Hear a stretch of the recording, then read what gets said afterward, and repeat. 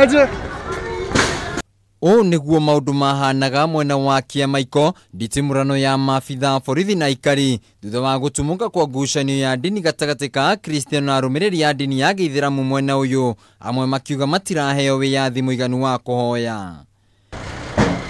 Kuringana na gikundi gya kuiguithania muingi International Academy of Mediators kiria kirehete hamwe ya Kristiano na Ithiramu ni makomithitie giko kia muthenya wa gatano kuria mundu umwe oragirwo na angi magitigwo na nguraro na guthukangio kwa indo. Ukawa na mambo ya kukimbizana hapa na pale, kisha baadaye ikawa sasa ni hali ya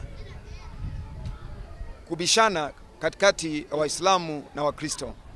Basi hili jambo ndio imeleta hali ya mtafaruku siku 2-3 ambazo zimepita, na katika ile harakati tumepashwa habari ya kwamba mmoja alipoteza maisha yake. Oho gikundi giki gikiuga oro mundu ari na kioto giake gia kuhoya na undu uyu wagire gutafanio na njira ya thayu. If each one of us believed that theirs is the only correct or right religion according to their perspectives, probably that would lead to chaos.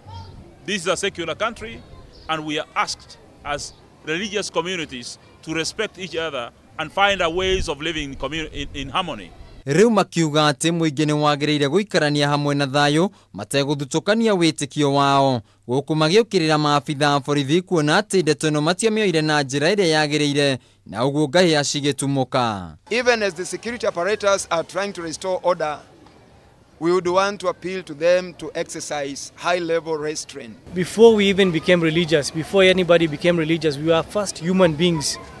We must respect each other from that perspective, and that is how we come to be able to live together in harmony. Oho nimeraniire ati ni megutigirira ati thayu ni wacokereria mwena uyu. Tumeona hali ya amani imerejea, kwa sababu kuna makanisa hata sasa unaweza kusikia wanaendelea na ibada zao. Hatujaona mambo ya tear gas mahali popote. Hiyo ni thibitisho kwamba mambo inaendelea kuwa sawa. Mwihoko wa ikarini ati kionia gia thina uyu ni kionekana niguo mahote guthie na mbere na mihango yao ya oro muthenya. Handu-ini ha Kameme TV, jitagwo Wainaina wa Kiarie.